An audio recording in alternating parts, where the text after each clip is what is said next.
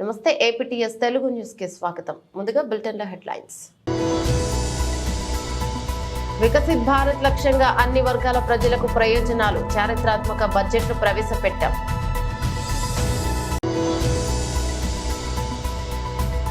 హైదరాబాద్ లో ఏపీ పోలీసుల గంజాయి దందా.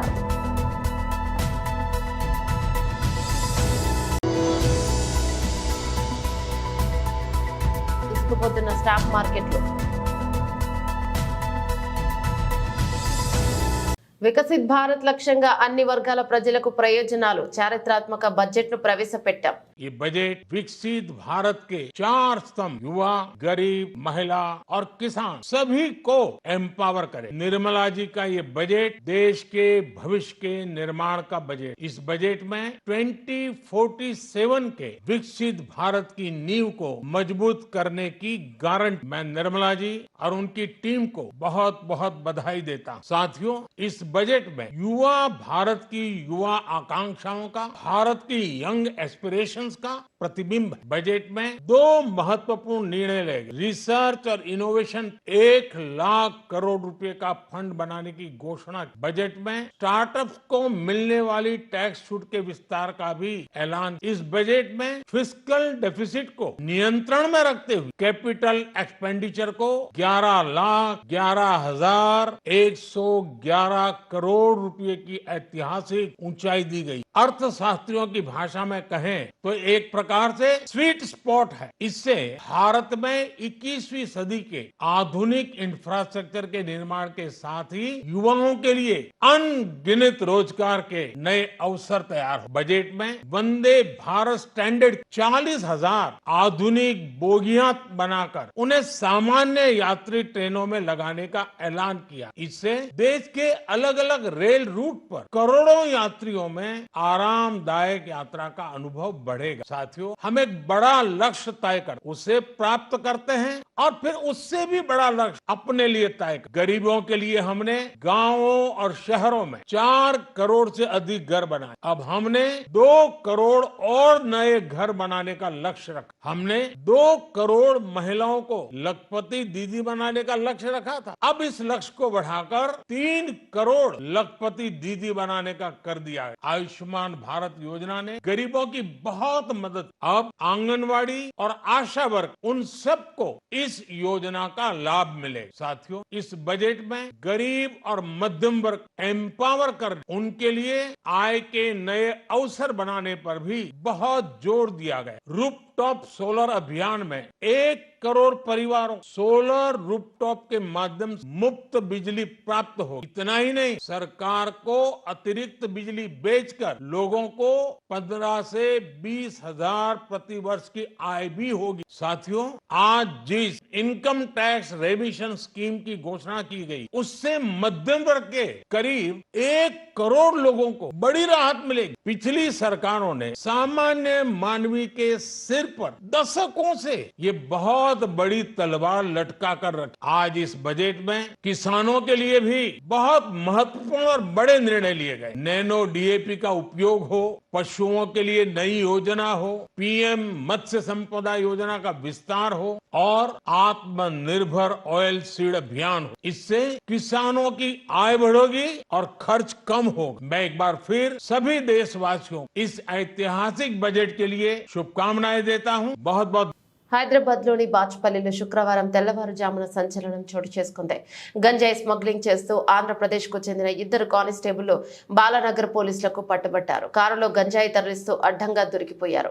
డబ్బు సంపాదనే లక్ష్యంగా డ్యూటీకి సెలవు పెట్టి మరీ గంజాయి దందాకు తరలిప్పారు. ముందస్తు సమాచారం అందడంతో తెలంగాణ పోలీసులు తనిఖీ చేపట్టడంతో రెడ్ హ్యాండెడ్ గా పట్టుబట్టారు.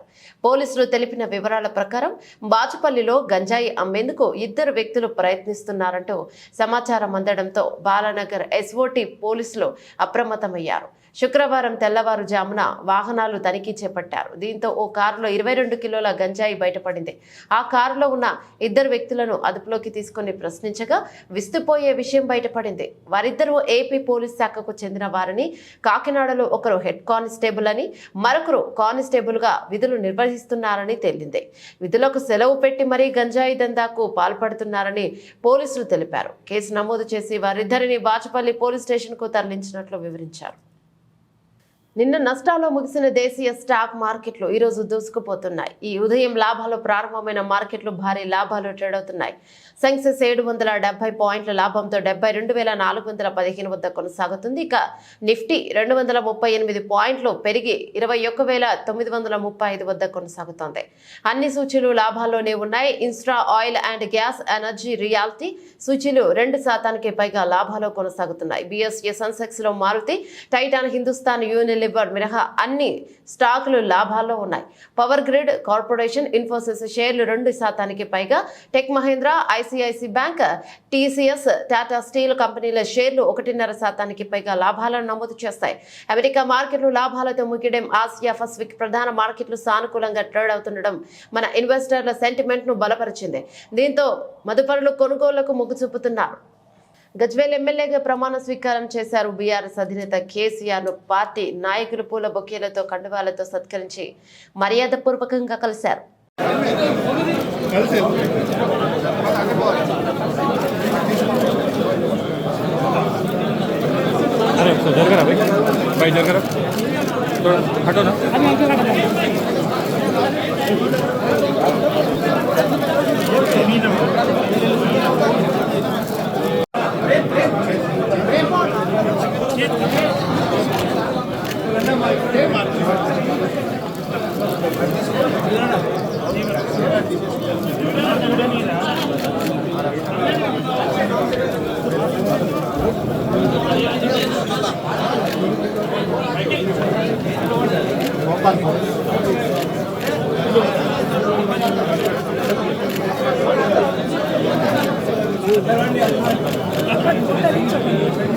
అట్లెళ్ళండి మీరు అట్లెళ్ళండి అమ్మా.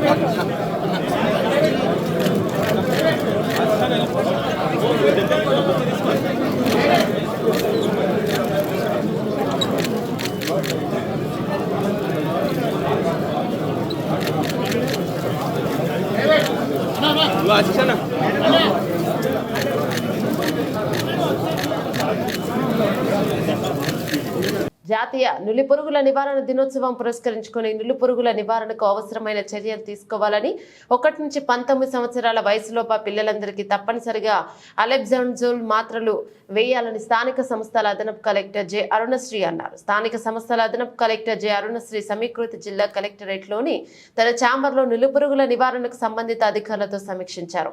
ఈ సందర్భంగా వారు మాట్లాడారు. వాళ్ళే కదా టార్గెట్స్ టీచర్స్ ప్రొవైడ్ చేస్తారు అంటే మా స్టాఫ్ ఉన్న ప్లేస్ లో వేస్తారు మేడం. ఒకవేళ ఎక్కడైనా షార్టేజ్ వితౌట్ ఆశా పేరెంట్స్ సరే ఏదేమంటే ఆన్ కాల్ ఇమీడియట్గా అవైలబుల్ ఉండేలా చూడండి. బట్ ఆశాస్ ఉండొచ్చు, ఆశాస్ అవైలబుల్ చాలా మంది వాడేనే కన్ఫర్మ్ చేసుకోండి. వాడే కదా మరి వాళ్ళు అది వేసుకున్నారా వేసుకున్నారా లేదా కన్ఫర్మ్ చేసుకోండి. Okay hostels not only BC అమ్మా, అందరూ కామన్ రెసిడెన్షియల్ స్కూల్స్ ఉంటాయి కదా. రెసిడెన్షియల్ స్కూల్లో ఎడ్యుకేషన్ వాళ్ళు ఏమి ఉంటారు కదా, వాళ్ళ సెపరేట్ ప్యారల్ ఉంటారు కదా, వాళ్ళకి ఎలా వెళ్ళాలి కమ్యూనికేషన్ కదా. సో డిస్ట్రిక్ట్ కోఆర్డినేటర్ ఉంటారు కదా, రిపోర్టర్ ప్రిన్సిపాల్, రెసిడెన్షియల్ స్కూల్స్ కూడా వెళ్ళాలి. సో బీసీ ఎస్సీ వచ్చారా, ఎస్సీ హాస్టల్ ఎస్సీ మీటింగ్లో సిరికొండ మండలం గాడ్గోలు గ్రామవాసి మాజీ ఒలింపిక్ సంఘం అధ్యక్షులు గడల రాములు గురువారం ముఖ్యమంత్రి రేవంత్ రెడ్డిని మర్యాదపూర్వకంగా కలిసి పుష్పగుచ్చం ఇచ్చి శాల్వాతో సన్మానించి శుభాకాంక్షలు తెలిపారు. కార్యక్రమంలో నిజామాబాద్ జిల్లా నాయకులు పాల్గొన్నారు.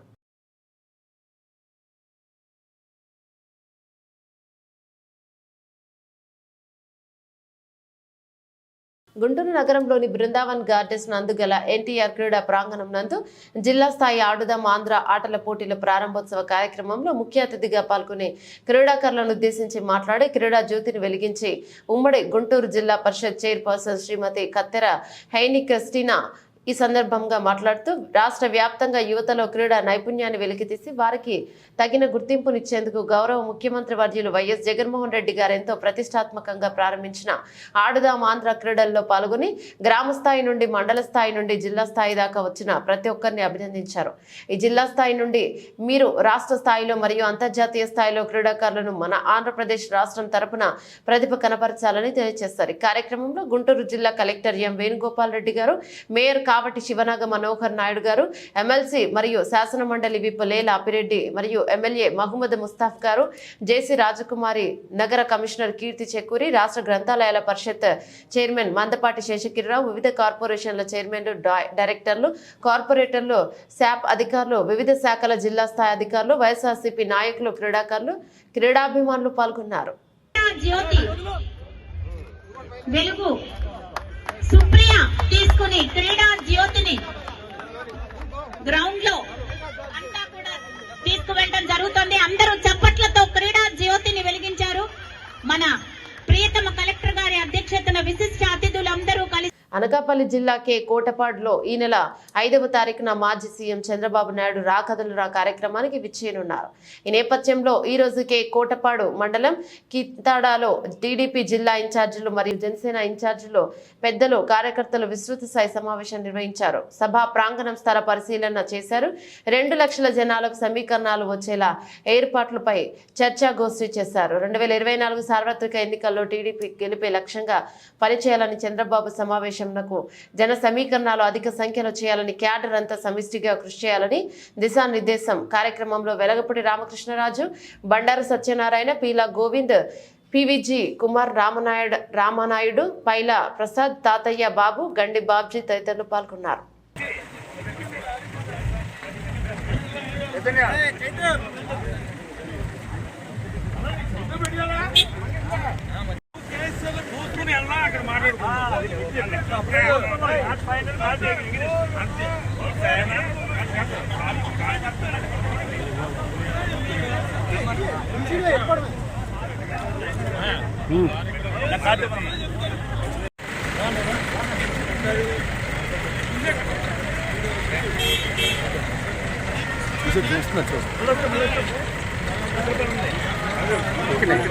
నాయకులు, జనసేన నాయకులు సరే ఆ రూమ్ లో రావాల్సిందిగా కోరుతున్నాం.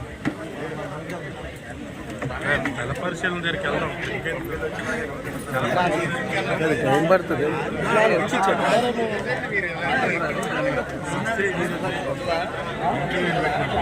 చేయడం జరిగింది.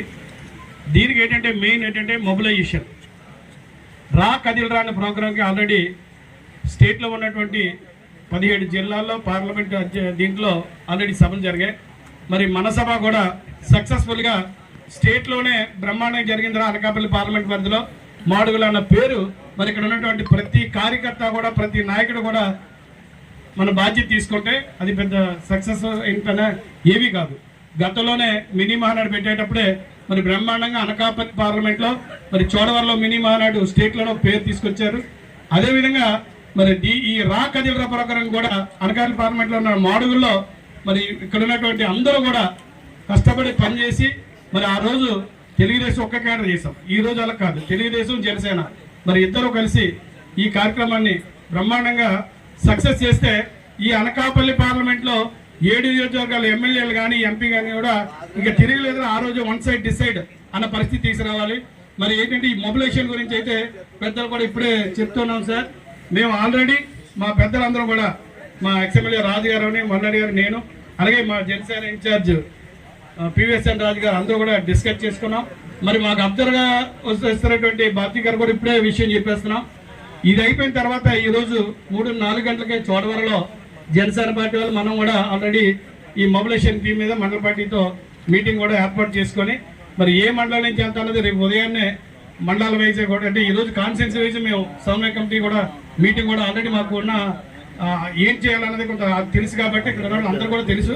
కాబట్టి ఈ రోజే మధ్యాహ్నం 3 గంటలకు కూడా మీటింగ్ పెట్టుకుని జవహర్లాల్ నెహ్రూ ఫార్మాసిటీలో ఘనంగా ప్రారంభమైన వైజాగ్ ఫార్మాలాల్ క్యాబ్ expo exhibition Jawaharlal Nehru pharma city క్రీడా మైదానంలో ఫార్మాలాల్ కెమ్ ఎక్స్పోను అనంత్ బార్బడికర్ ప్రెసిడెంట్ బియు స్పెషాలిటీ ప్రొడక్ట్ ఎక్స్ పిపిఓఆర్ఏ మరియు జి సాంబశివరావు శ్రావణ్ షిప్పింగ్ చైర్మన్లు పాల్గొని జ్యోతి ప్రజ్వలన చేసి ప్రారంభించారు. ఎంఏఎస్ఆర్ఎం అధ్యక్షుడు ఎం శివరాం ప్రసాద్, ఎంఏఎస్ఆర్ఎం కార్యదర్శి J Subbarao, exhibition media director Ajith Kumar Shukla వారి ఆధ్వర్యంలో 3 రోజుల పాటు జరుగుతాయని తెలిపారు. ఎగ్జిబిషన్ లో అంతర్జాతీయ స్థాయి ఫార్మా కంపెనీలు 5, 100 జాతీయ స్థాయి ఫార్మా కంపెనీలు, ఆంధ్రప్రదేశ్ మొత్తం మీద లోకల్ ఫార్మా కంపెనీలు 20, మొత్తం మీద 125 కంపెనీలు పాల్గొంటాయని, దీంట్లో దాదాపు 1000 ప్రొడక్ట్స్ ని మార్కెటింగ్ చేయడానికి ఈ ఎక్స్పోని ఫార్మా కంపెనీలో విధులు నిర్వర్తిస్తున్న 6000 ఎంప్లాయీస్ వినియోగించుకోవాలని, ప్రతి ఫార్మా కంపెనీ వాళ్ళు ఈ అవకాశాన్ని సద్వినియోగం చేసుకోవాలన్నారు. మార్కెట్లోకి ఇవేమి లేటెస్ట్ ఎక్విప్మెంట్ ఇన్స్ట్రుమెంట్స్ వచ్చాయో తెలుసుకోవడానికి ఇది ఎంతగానో దోహదపడుతుందన్నారు. అలాగే ఈ ఎక్స్పో ముఖ్యంగా ఫార్మసీ, కెమిస్ట్రీ స్టూడెంట్స్ కి ఎంతగానో ఉపయోగపడుతుందని ఎంఏఎస్ఆర్ఎం అధ్యక్షుడు ఎం శివరాం ప్రసాద్, ఎంఏఎస్ఆర్ఎం కార్యదర్శి జె సుబ్బారావు తెలిపారు. కార్యక్రమంలో S Srinivasarao, Laurus labs CV Lakshmanarao, Laurus labs M Sivaram Prasad, Vedant life science ప్రతినిధులు మరియు ఫార్మా యాజమాన్య ప్రతినిధులు పాల్గొన్నారు. పర్టికులర్గా ఈ ఎగ్జిబిషన్ మీడియా తరఫున మనం ఈ 3 days పెట్టుకున్న ఫార్మా ల్యాబ్ కెమ్ ఎక్స్పో 2024 అన్నది మన ఎగ్జిబిటర్స్ 125 ఎగ్జిబిటర్స్తో పాటు ఇండస్ట్రీ మెంబర్స్ అందరికి కూడా పర్టికులర్గా ఆంధ్రప్రదేశ్లో ఉన్న 230 ఇండస్ట్రీస్లో, బల్క్ డ్రగ్ ఇండస్ట్రీస్లో, వైజాగ్లో సరౌండింగ్లో ఉన్న 160 ఇండస్ట్రీస్కి మోర్ అడ్వాంటేజ్గా ఉంటుంది ఇది. దీంతోపాటు ఇండస్ట్రీతో పాటు ఈ ఇండస్ట్రీలో ఉన్న ఎంప్లాయీస్ పర్టికులర్గా అరౌండ్ 60,000 ఎంప్లాయీస్ వర్క్ చేస్తున్నారు.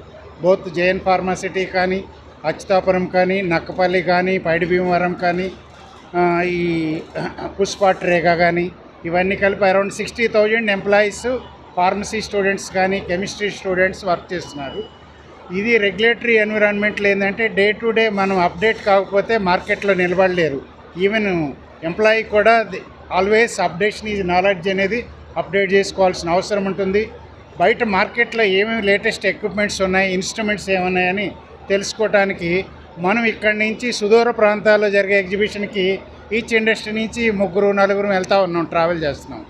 కానీ ఆ ఆపర్చునిటీ ఇక్కడ ఉన్న ఇండస్ట్రీస్కి ఇక్కడున్న 60,000 ఎంప్లాయీస్కి వచ్చింది. ఆ ఎంప్లాయీస్ అందరూ యూటిలైజ్ చేసుకొని దీన్ని, ఈ ఆపర్చునిటీస్ని డెఫినెట్గా ఇండస్ట్రీకి బెనిఫిట్ చేసిన వాళ్ళు అవుతారు. రెగ్యులేటరీ కాన్సెప్ట్స్లో క్వాలిటీని హయ్యర్ లెవెల్లో ఉంచుతారు. ఎందుకంటే ఇండియన్ బల్క్ డ్రగ్ ఇండస్ట్రీలో ఈ క్వాలిటీ అనేది మనం 99% ఎప్పుడు కూడా హైయెస్ట్ లెవెల్లోనే ఉంటాం. 1 or 2 ఇన్సిడెంట్స్ ఏం చేస్తాయంటే టోటల్ ఫార్మాని దెబ్బతీస్తాయి కాబట్టి మార్కెట్ని. అటువంటి ఇన్సిడెంట్స్ కూడా 0 ఇన్సిడెంట్స్, పర్టికులర్గా రెగ్యులేటరీ కాన్సెప్ట్స్లో ఇన్సిడెంట్స్ అనేవి లేకుండా ఉంటే ఇండియన్ మార్కెట్కి మంచి పొటెన్షియల్ ఉంది. వరల్డ్ వైజ్గా మన యొక్క ప్రొడక్ట్స్కి మంచి డిమాండ్ కూడా ఉంది. అంటే ఆ రెగ్యులేటరీ స్టాండర్డ్స్ మెయింటైన్ చేస్తున్నాం కాబట్టి ఆ లెవెల్ ఆఫ్ ప్రొడక్ట్స్ మనకు ఆపర్చునిటీ వచ్చింది.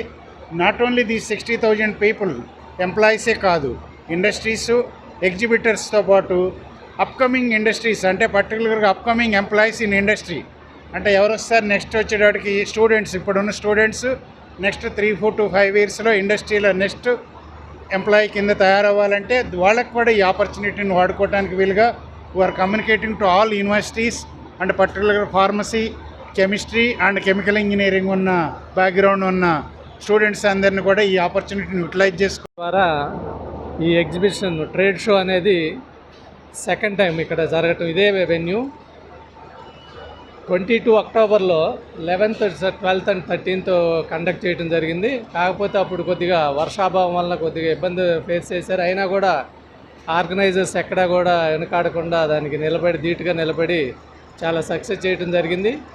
ఈసారి మొత్తం 125 stalls they have arranged and out of 120, 5 are international, 100 of nation wide and another 20 from the local, our AP state.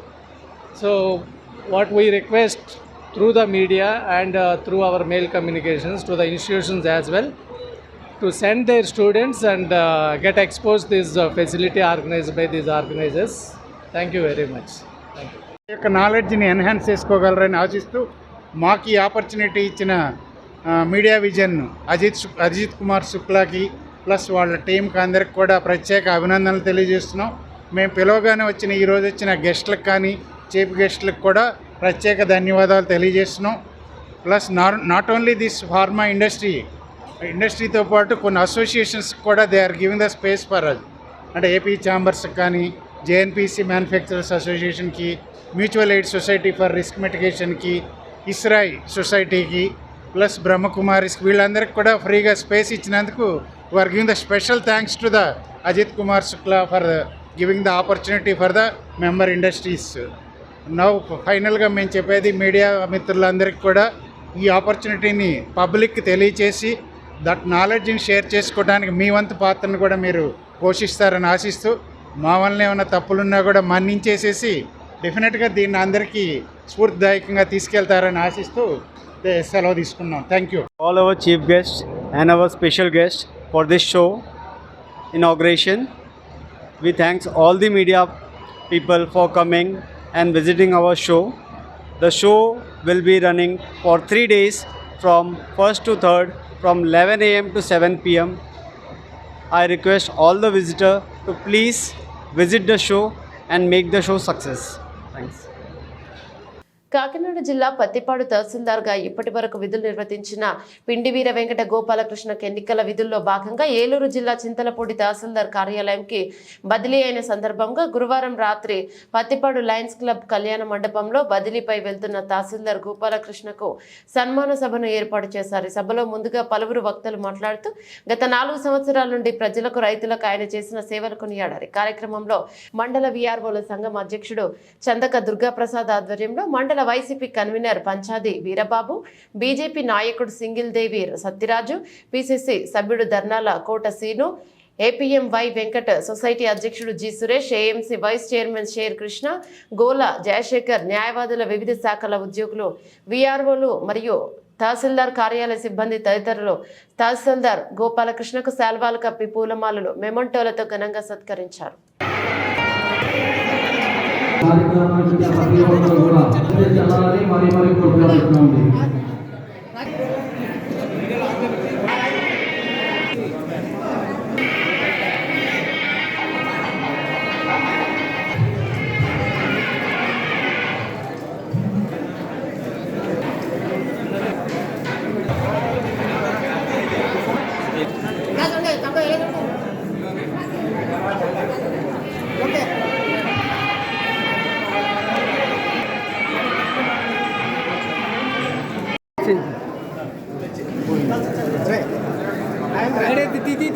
అక్కడ ఫ్రంట్కి వెళ్ళిపోకండి వంద తీసుకోండి బాబు.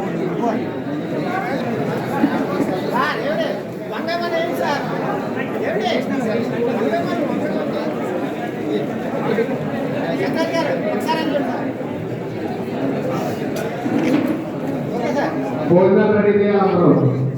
సార్ సన్మానం చేసిన వారు అందరూ భోజనం చేసి వెళ్ళాలి. ఏ ఒక్కరు భోజనం చేయకుండా అలవాటు.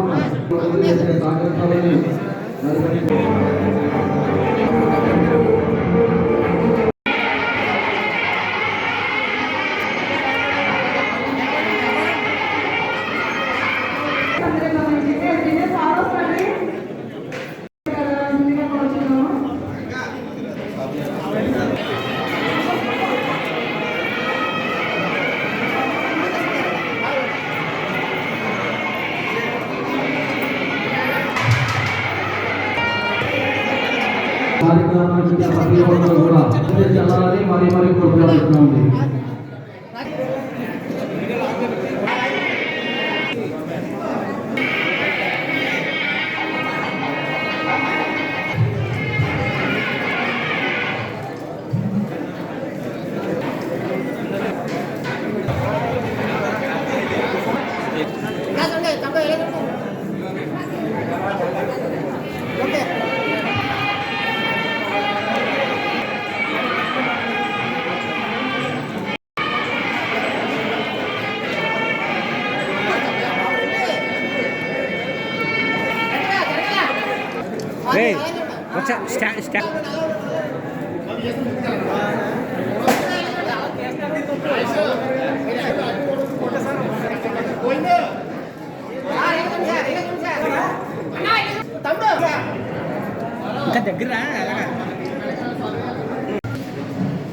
ఆదర్శనీయులు మరియు సేవా తత్పరులు వీరు. నేటి కింద సమాజానికి ప్రధానమైనటువంటి తప్పదు.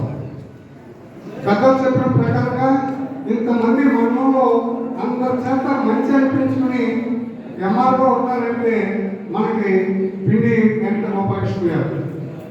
ఇంకొక విషయం చెప్పాలి, నేను ఏజెన్సీలో భద్రాచలం, విఆర్పూర్, చింతూరు ఆ ఏరియాలో పర్యటన చేసినప్పుడు వారు కూడా అక్కడ ఉన్నారు.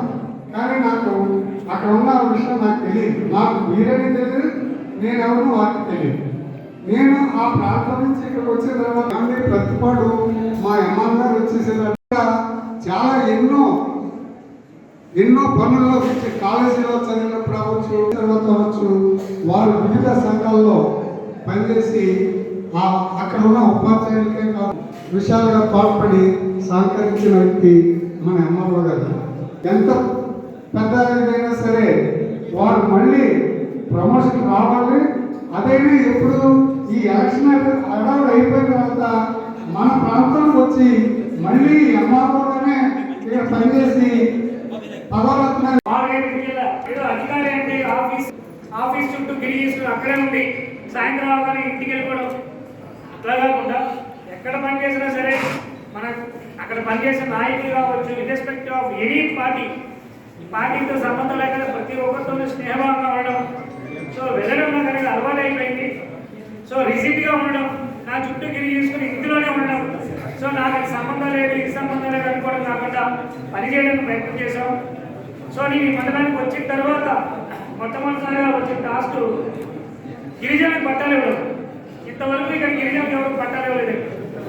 మనకి 25 గ్రామాలు ఉన్నాయి సప్లైన్ ఏరియాలో. సో ఎవరికి ఎలా ఇవ్వాలో ఈ డివిజన్ ఎవరికి తెలియదు. ఏరియేషన్లో ఉన్న వాళ్ళకి తెలియదు, శంకవరంలో ఉన్న వాళ్ళకి తెలియదు, సౌదర్కోట తహసీల్దార్ ఎవరికి తెలియదు. అంతకుముందు నేను దాదాపు 7 నెలల పాటు ఏజెన్సీ ఏరియాలో పనిచేశాను. సో అక్కడ గిరిజనులకు ఇవ్వాలి పట్టాలని కార్యక్రమం ప్రారంభించాను. సో మధ్యలో నాకు ట్రాన్స్ఫర్ వచ్చి ఇక్కడికి వచ్చాను. సో నేను ఇక్కడ ఉన్న ఎంఆర్ఓ అందరినీ గైడెన్స్ చేసి గిరిజనులకు ఏ విధంగా పట్టాలు ఇవ్వాలి, 61 పట్టాలు ఎలా తయారు చేయాలని ప్రోత్సహించి పనిచేయడం వల్ల దాదాపు 2000 మందికి ఈ నియోజకవర్గంలో ప్రతిపాడు నియోజకవర్గంలో 2000 మంది గిరిజనులకు దాదాపు 30, 40, 50 సంవత్సరాల నుండి అడవిని కొట్టి సాగు చేసుకుని మొక్కలు పెంచుకున్న వాళ్ళు, పట్టాలు లేక ఉన్న వాళ్ళందరికీ కూడా మేము పట్టాలు ఇచ్చాం. ఈ ప్రతిపాడు మండలం 25 గ్రామాల్లో ఎక్కడైతే కొండకొడంలో 420 కుటుంబాలకు ఇచ్చామని. సో 420 కుటుంబాలకు కూడా దాదాపు 4 ఏళ్ల నుంచి ప్రతి సంవత్సరం 13,500 రూపాయల అకౌంట్లో పడుతున్నాయి. ఇంతకు ముందు వాళ్ళు 60 రూపాయలు పట్టా ఇచ్చుంటే 10 ఏళ్ళ నుంచి వాళ్ళ అకౌంట్లో పడి ఉంటాయి డబ్బులు. కానీ తెలియని కారణంగా, జరగని కారణంగా సో రాలేదు. మేము వచ్చిన తర్వాత ప్రయత్నం చేశాము. ఇక్కడే కాదు, రౌతులపూడిలో గిరిజన న్యాయం జరిగింది, శంకవరంలో గిరిజన న్యాయం జరిగింది, ప్రతిపాడులో గిరిజన న్యాయం జరిగింది. ఇలా అన్ని మండలాల్లో కూడా మేము ఇచ్చే ప్రయత్నం చేశాము. బులెటిన్ ముగించే ముందు హెడ్లైన్స్ మరోసారి. వికసిత్ భారత్ లక్ష్యంగా అన్ని వర్గాల ప్రజలకు ప్రయోజనాలు, చారిత్రాత్మక బడ్జెట్ను ప్రవేశపెట్టాం.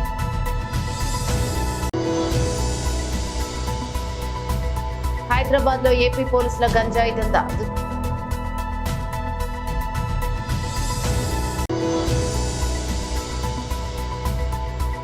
దూసుకుపోతున్న స్టాక్ మార్కెట్లు.